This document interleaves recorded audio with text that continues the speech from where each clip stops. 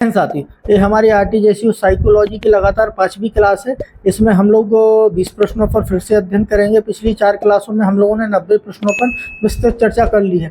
एक बात तो जरूर मेरी याद रखना, ये दूसरा पेपर है जो हमारा, वो आपको मेडिकल और फिजिकल के लिए तय करेगा कि कॉल आता है कि नहीं आता है। फर्स्ट पेपर हमारा जीके वाला है, वो केवल क्वालिफाइंग प्रकृति का है। जो सेकंड पेपर है उससे आपको मेरिट लिस्ट बना के फिर आपको फिजिकल और मेडिकल के लिए कॉल किया जाता है। तो अच्छी ईमानदारी से और आपको निरंतर अध्ययन करते रहना है। सेकंड पेपर का आज शुरू करते हैं हम लोग। हमारा आज का पहला प्रश्न, कौन सा व्यसन? व्यसन का मतलब है एडिकेशन, ठीक है, लत। किसी भी चीज़ की आपकी एक सीमा से ज़्यादा किसी चीज़ के आप आदी हो जाएं, वो आपको नुकसानदायक होने लगे, उसको बोलते हैं आप लत। आप उस नुकसान की परवाह किए बिना ही आप उसके आदी होते रहें और उसका सेवन करते रहें, उसको आप लत कहेंगे, व्यसन करेंगे, एडिकेशन कहेंगे, ठीक है। ये इंग्लिश में का एक प्रमुख कारण हो सकता है पारिवारिक तनाव। बिल्कुल, आप पारिवारिक तनाव से, आजकल जो सैनिकों में सबसे ज़्यादा समस्याएं देखी जा रही है वो पारिवारिक तनाव ही देखा जा रहा है। जिज्ञासा में आप बिल्कुल लत के शिकार हो सकते हैं। कार्यस्थल पर मानसिक दबाव भी हो सकता है, सभी हो सकता है। तो इसमें हम लोग ऑप्शन डी चुनेंगे। इसमें सभी चीज़ों में लोग बाग लत के शिकार हो सकते हैं, ठीक है। तो इसका हमारा ऑप्शन डी है। अगला प्रश्न हमारा देख लेते हैं, नशा मुक्ति के लिए पहला महत्वपूर्ण कदम क्या हो सकता है? यदि आपको बोला जाए कि आप सैनिकों में आपको नशा पर परामर्श करना है और इससे मुक्त करवाना है सैनिकों को, तो इलाज करवाएंगे आप? बिल्कुल करवाएंगे। सलाह देंगे? बिल्कुल देंगे। व्यसन को स्वीकार करेंगे?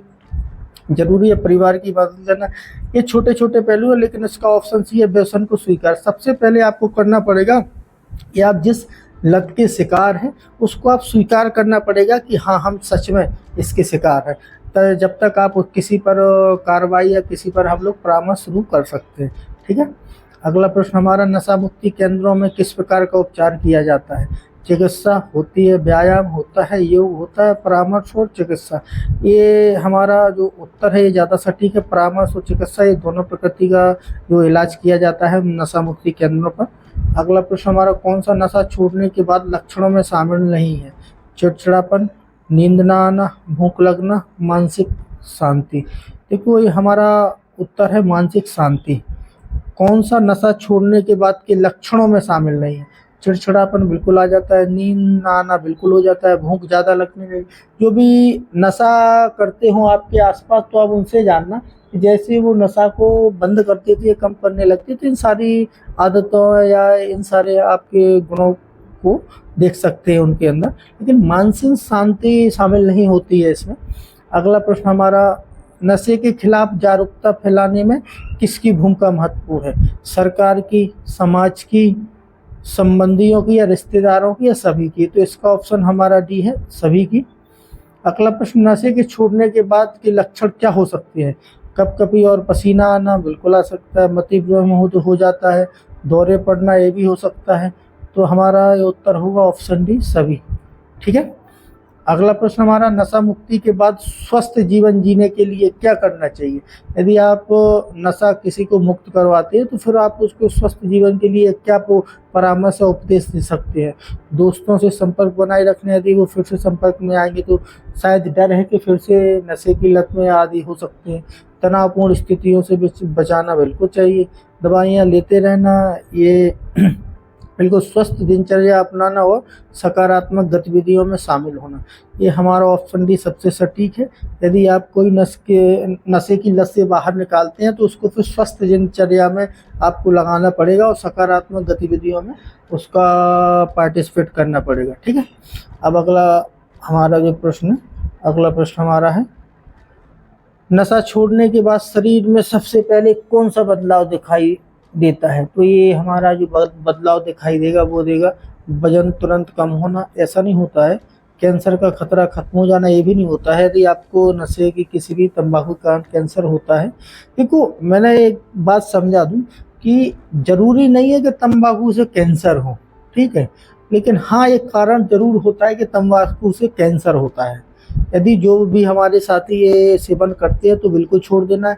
वर्तमान में जो कैंसर के केस देखे जा रहे हैं वो सबसे ज़्यादा महिलाओं में देखे जा रहे हैं। जैसे पहला हमारा ब्रेस्ट कैंसर हुआ, और दूसरा हमारा बर्नाइल कैंसर हुआ। ये नए नए कैंसरों के प्रकार हैं और सबसे ज़्यादा हमारी जो मौतें हो रही हैं वो हो रही हैं महिलाओं की। तो ये नहीं है कि इस पर जो लोग बाग कहते हैं कि यदि तंबाकू से या कुछ मादक पदार्थ से ऐसा होता होता तो हमको नहीं हो गया होता। ऐसा हो जाता है कि जो लोग मादक पदार्थों का सेवन करते हैं वो 1600 साल भी जीते हैं, और जिसने कभी लौंग का भी सेवन न किया हो वो कैंसर से उनकी मौत हो जाती है। तो ऐसे कई गलत उदाहरण पेश करते हुए लोग बाग आगे बढ़ते हैं। तो आप लोगों की जवाबदेही है कि आप उनको अच्छे बेहतर तरीके से और तर्कों के साथ उनको समझाएं कि ऐसा करना गलत हो जाता है। फेफड़ों की क्षमता पूरी तरह बहाल हो जाती है, ये तो नहीं होता है। रक्तचाप और हृदय गति सामान्य हो जाती है, ये जरूर हो जाता है। तो इसका हमारा ऑप्शन डी होता है कि रक्तचाप और हृदय गति सामान्य हो जाती है। ठीक है। अगला प्रश्न हमारा, किसी ऐसे व्यक्ति की मदद करने का सबसे अच्छा तरीका क्या है जो अपनी लत को स्वीकार नहीं कर पा रहा है? सभी संपर्क तोड़वा देंगे तो फिर कैसे होगा? ऐसा बिना किसी निर्णय के अपनी चिंता व्यक्त करना, ऐसा हो सकता है। डांटना और उसकी आलोचना, ये नहीं कर सकते। समस्या को अनदेखा करना और उम्मीद करना कि यह अपने आप दूर हो जाए, ये भी नहीं। तो इसका हमारा ऑप्शन सटीक बिल्कुल निकलता है, वो ऑप्शन भी, बिना किसी निर्णय के अपनी चिंता व्यक्त करना। इसका मतलब होता है कि हम लोग कोई अपनी ऐसा डिसीजन ना लें और जो भी हमारा लत का या नशे का शिकार है तो उसको हम लोग ऐसा फील करवाएं कि हम भी ऐसा करते थे, ऐसा कर चुके हैं, लेकिन हमने छोड़ के और हम अब अच्छे रास्ते पर अपने समाज में अपने प्रतिष्ठा सम्मान के साथ जी रहे हैं। तो ऐसी कोई चीज़ें आप लोग बिना निर्णय की और बिना चिंता व्यक्त किए सहायता कर सकते हैं। ठीक है।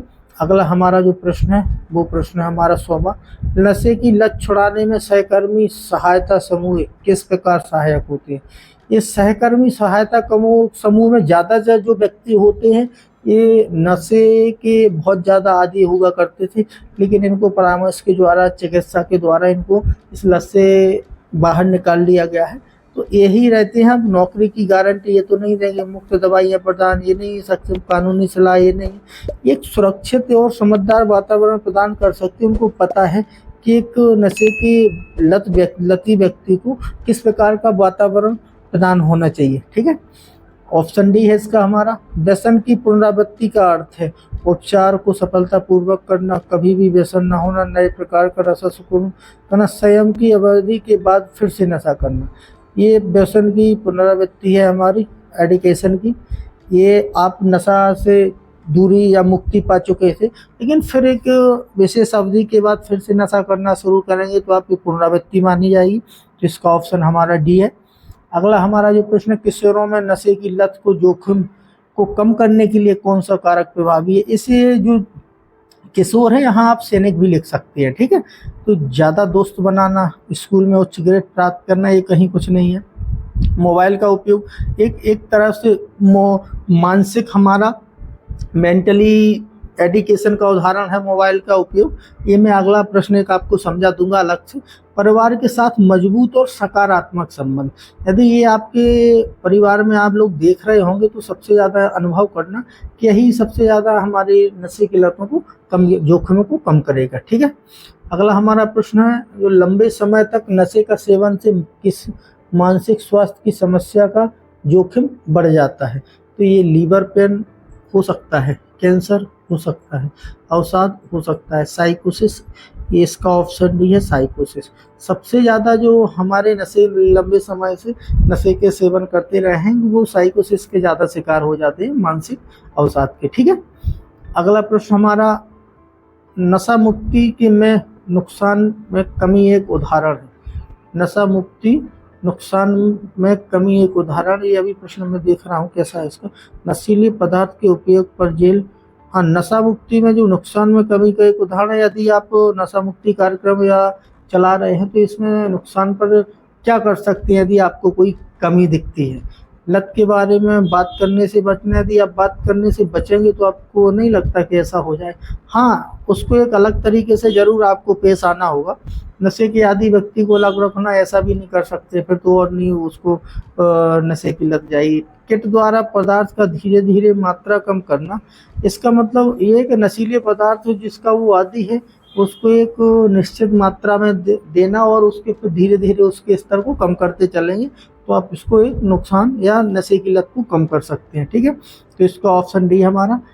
को डिपेंडेंसी का सबसे अच्छा उदाहरण है नशा मुक्ति के लिए एक साथ काम करने वाले लोग। एक व्यक्ति जो शारीरिक और मानव दोनों तरह से आदी हो।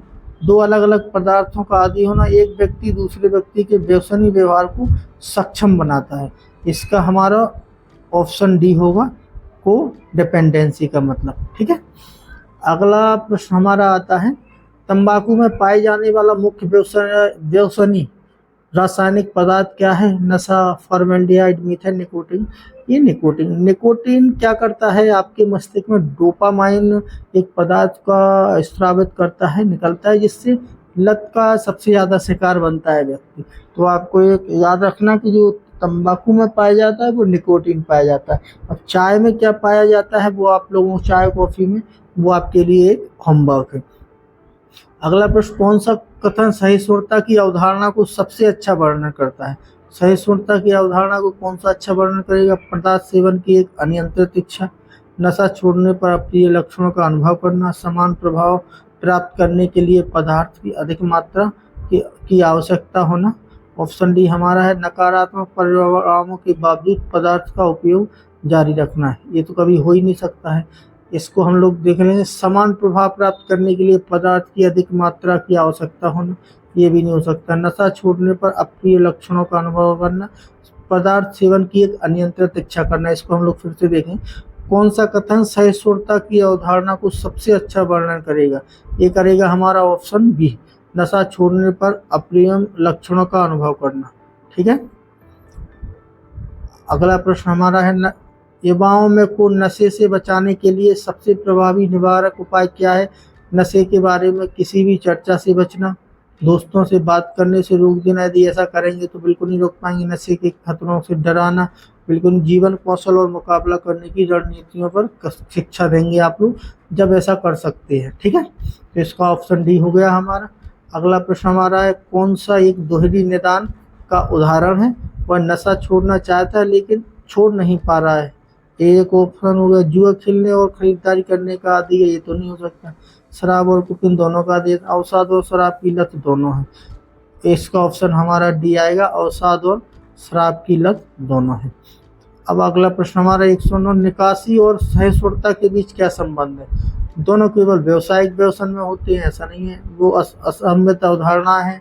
निकासी सहिष्णुता का कारण बनती है। शारीरिक निर्भरता होने पर निकासी के लक्षण उत्पन्न होते हैं। ये इसका हमारा ऑप्शन डी है कि शारीरिक निर्भरता भी हो रही है लत की, लेकिन फिर भी आप सहिष्णु है तो इसको निकासी के लक्षण उत्पन्न हो जाते हैं। अगला प्रश्न हमारा, अवसाद और नशे का आपस में क्या संबंध है? अवसाद नशे को बढ़ाता है, बिल्कुल हो सकता है। नशा अवसाद को बढ़ाता है, ये भी संबंध हो सकता है। दोनों का कोई संबंध भी नहीं हो सकता है। यदि जरूरी नहीं कि जो व्यक्ति नशेड़ी हो वो अवसाद में चला जाए, और जो जरूरी नहीं कि जो अवसाद हो वो नशे में है, नशा करने लगे, ये भी जरूरी नहीं, इसका भी कोई संबंध नहीं है। तो ये थोड़ा आप लोगों को बड़ा टिपिकल क्वेश्चन लगेगा, लेकिन इसका ऑप्शन हमारा आता है ऑप्शन डी, इसके सभी हैं। थोड़ा 107वां प्रश्न फिर से समझ लेते हैं, उसमें मुझे कन्फ्यूजन लग रहा है कि कहीं गलत तो नहीं हम लोग हो गए हैं। युवाओं को नशे से बचाने के लिए सबसे प्रभावी ये वाला नहीं है। कौन सा उपाय दोहरी निदान उदाहरण का नशाना, ये भी नहीं है, 106वां है। हाँ, कौन सा कथन सहिष्णुता की अवधारणा को सबसे अच्छा वर्णन करता है? पदार्थ सेवन की एक अनियंत्रित इच्छा, ये तो अवधारणा नहीं हो सकती है सर। नशा छोड़ने पर अप्रिय लक्षण का अनुभव, ये भी नहीं हो सकता है सहिष्णुता। समान प्रभाव प्राप्त करने के लिए पदार्थ की अधिक मात्रा की आवश्यकता होना, ये हो सकता है। कि जब व्यक्ति लगातार नशा करता रहे, इसका ऑप्शन सी है, डी बी नहीं है, इसको थोड़ा सुधार लेना। जब लगातार व्यक्ति नशा करता है तो उसका जो खून बोलते हैं तो वो फिर ज़्यादा मात्रा में नशे की डिमांड करता है, क्योंकि जब उसने शुरुआत की तो जब कम मात्रा में उसको नशा पर्याप्त हो जाता था, लेकिन जैसा करते रहे तो फिर उसको ज़्यादा मात्रा, अधिक मात्रा की आवश्यकता होने लगती है। तो यही सबसे कथन सहिष्णुता की अवधारणा का सबसे अच्छा वर्णन है। इसका ऑप्शन सी लगा लेना है। ठीक है, ईमानदारी से अच्छी तरह पढ़ते रहना है सभी लोगों को, और बिल्कुल आत्मविश्वास में कमी नहीं रहना है। जीके का भी आप लोगों को स्वयं से करते रहना है। बाकी मैं टॉपिक अब कल से हमारी क्लास आ जाएगी लगातार, अब मैं बिल्कुल पूरी तरह से फिट हो गया हूँ, अब कोई टेंशन वाली बात नहीं है। अभी 5-7 दिनों से मैं लगातार बीमार चल रहा था और थोड़ा गंभीर था, इसलिए क्लास मैं उतनी रिकॉर्ड नहीं कर पा रहा था। ठीक है, ईमानदारी से लगे रहना है, सेकंड पेपर पर थोड़ा फोकस ज़्यादा रखना है। फर्स्ट पेपर तो मैं क्वालिफाइंग है वो निकलवा दूंगा, लेकिन सेकंड पर आपको स्वयं की मेहनत, कम से कम जितने साथी मेरे साथ जुड़े हैं उनको 45 प्लस क्वेश्चन सही करके इतनी कोशिश करना है कि इतने कम से कम हमारे सही हों, फिर हमको किसी भी स्तर पर समस्याएं नहीं होंगी। ठीक है।